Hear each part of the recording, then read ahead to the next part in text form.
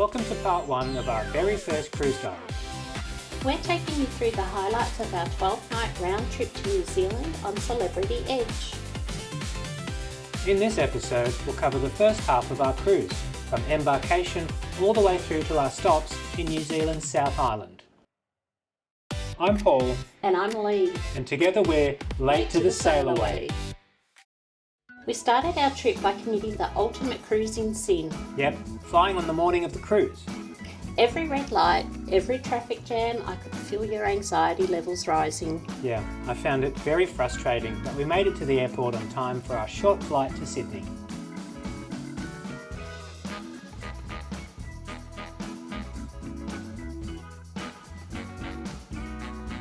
Once we landed, getting to the ship was easy.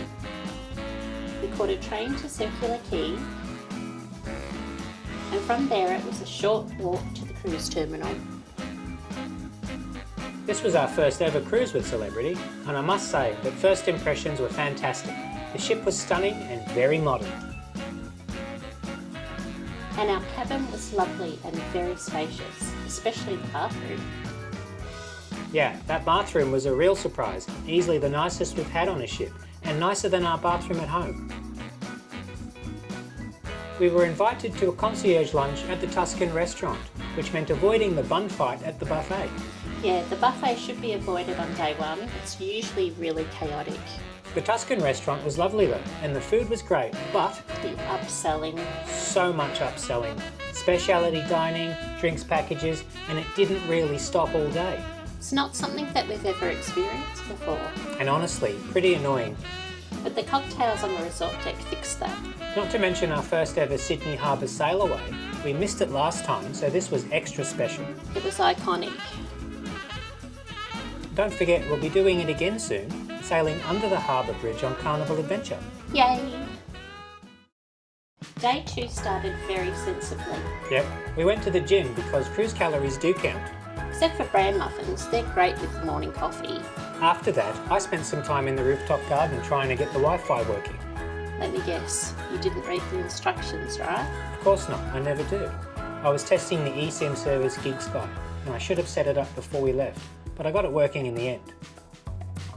After exploring the ship some more, we headed to the buffet. Ah yes, the Ocean View Cafe. I think it's one of the best at sea. So do I. There's so much variety, especially for a vegetarian like me. The quality of the food was great, and there was so much choice and very little repetition. Then you disappeared into the casino. Yeah, I entered the slot tournament. It was $35 to enter with a $500 prize. That was US dollars, wasn't it? Yep, and it was a lot of fun. Lots of frantic button mashing and balloon popping, but I got knocked out in round 1. Sucks to be you, babe. After that humiliation, I met you in the Grand Plaza for music bingo. Yeah, that was a real highlight. It was a lot of fun, and the host, Jono... He says John, we say oh! Yeah, he was brilliant. After that, we made our way to The the club. club for double trivia. Yeah, that's probably one of our most favourite things to do on a cruise. Sadly, we lost one by a whisker and got smashed in the other one. Maybe you shouldn't have had bourbon for lunch then. Hey, I was on a cruise. That night was Celebrity's Gala night. Yeah, they call it evening chic. We had dinner at the Tuscan restaurant where we shared a table and we met some wonderful people, including Steve and Kath from the UK, who became our cruise besties. And after dinner, we all went to the theatre to see Hayden Smith. Oh, so talented. He sang, played guitar and saxophone. Was there anything he couldn't do? I was so impressed, I even bought his CD. Highly recommended. After the show, we wandered around the ship posing for a few evening chic photos together. Yeah, that was a lot of fun. We found a lot of interesting places around the ship to photograph. The ship has a lot of cool artwork dotted about. I love the walkway through to Eden and those wooden figurines near the Blue Restaurant. You were getting really creative. I love the photo of us on the stairs. It looks like a 90s album cover. Yeah, we should do that more often.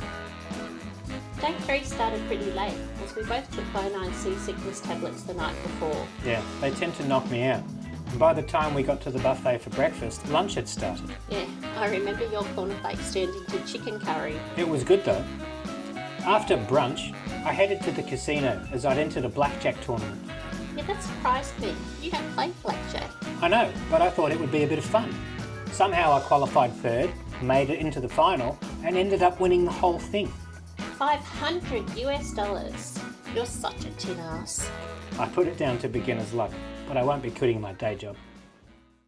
We followed that up with back-to-back trivia at the club. We fell short again. It felt like we'd lost our touch. Still, it was a lot of fun, and we did meet some really nice people. After our last 2 cruises, I was fully expecting more awful weather. Me too. Even though the Tasman was a bit rocky, I was happy that the sun was actually shining for once. Same here. As soon as we saw the blue sky, it was straight up to deck 15 and straight into one of those wine glass hot tubs. The water felt amazing. It was basically like sitting in a hot bath. And those jets, it was like an underwater massage. So relaxing. I could have stayed there all day. Definitely one of those moments where you think, this is why we cruise. That night we met Kath and Steve for dinner and wrapped up the evening in the theatre, and honestly, that show was something else. Tenori, right? Those 3 Australian opera singers were insanely talented. Their voices on their own were powerful, but when they harmonised, They just lifted everything to another level. It was goosebump stuff. and it wasn't all serious opera either. There was heaps of Aussie humour thrown in between the songs. Yeah, they were really funny. Kept the whole show light and entertaining. And then came the Bee Gees medley. I didn't see that coming. It was absolutely hilarious. Opera singers doing the Bee Gees. It shouldn't work, but somehow it totally did. One of those shows that surprises you in the best possible way. Happy birthday! Thank you. That's right, it was my birthday, though we woke up a bit too early for Milford Sound. That's because you put the clock forward when you didn't need to. Yeah, my bad. But that wasn't the worst of it. Heavy weather meant Milford Sound was cancelled. That's right. It was very disappointing, but Doubtful Sound and Dusky Sound delivered. They sure did. Sailing through them felt very surreal. The landscape looked like something out of Jurassic Park. I've not seen it, but the sounds were pretty spectacular. And it was a very nice way to spend a birthday. Don't forget the dinner at Cosmopolitan. How could I forget? The meal was so good, then the restaurant staff ruined it by singing happy birthday. Oh, come on, you loved it. Yeah, I did, and the cake was delicious too. Well, I'm glad you enjoyed it. And I thought Celebrity did a great job decorating the cabin while we were out. Yeah, they did. It really felt special. A big thank you to Peter, our cabin steward. Day 5 was our first port day, and we visited Dunedin. Actually, we were docked at Port Chalmers, about 10 kilometres away, and had to catch a bus into town. Yeah, but we needed coffee first. Always coffee first. Then we met up with Kath and Steve and hopped onto the bus to Dunedin. The shuttle bus dropped us off in the centre of town, where some local volunteers gave us a quick history lesson and pointed out some local landmarks that we might like to visit. The city itself was quite small, and everything was within walking distance. Our first stop was St Paul's, Dunedin's Anglican Cathedral. Not an old church by any means, but very impressive, with some beautiful and ornate stained glass windows. Then it was off to Dunedin Railway Station. Built in 1906, once the busiest in New Zealand, now it's a tourist icon. Such a shame we didn't go inside. Happy to go back if you like. We then wandered through a local farmer's market before heading back to the town centre. We all needed a caffeine hit and some free Wi-Fi to catch up on emails and to connect with family and friends back home. It was a nice little cafe and the coffees were really good. After that, we explored some of the local shops before heading back to the ship.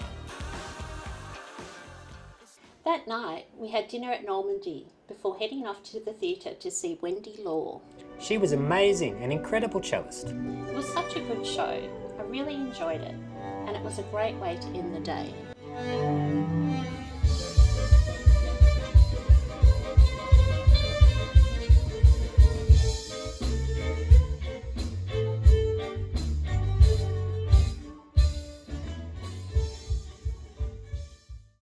The next morning, we were docked at a charming little port called Littleton, about 12 kilometres from Christchurch. Such a pretty little place, surrounded by lush green hills. Yeah, I would have loved to stay and explore, but Christchurch was calling. We jumped on the bus with Kath and Steve, and 20 minutes later we arrived in Christchurch. We didn't bother with ship excursions and decided to explore Christchurch for ourselves. A main thing I wanted to see was the botanical gardens. A local tour guide pointed us in the right direction and told us to follow the Avon River as it's the most scenic route. The river was very picturesque with little gondolas. Punts. Excuse me? Punts. That's what they're called. Gondolas are a bit different. Oh, righto. Anyway, it was very lovely. It was, very much like a postcard, something you'd expect to see if you were visiting Cambridge or Oxford. After about 30 minutes of walking, we arrived at the botanical gardens. The gardens were beautifully curated with a variety of plants. It was part garden and part public park. It even had a swimming pool. My favourite part was the rose garden. Not the baby ducks? Oh, yeah, them too. But the rose garden was stunning and the fragrance was exquisite. It was very impressive with such a large variety of roses. Now back to those baby ducks. They're so cute. Don't forget the Peace Train, the free hop-on, hop-off service that toured around the grounds. It was such a lovely place and one I'd like to return to someday. Christchurch itself was fascinating, especially since the city is still recovering from the devastating earthquake of 2010. There's so much to see and do, one day really wasn't enough. It really wasn't. We definitely need to visit there again.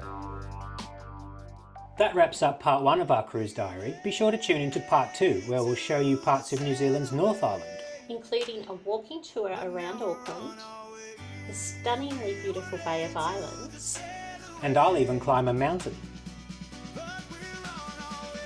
If you enjoyed part 1, don't forget to like and subscribe. It really helps the channel to grow. Thanks for watching. We'll see you at the next Sail Away.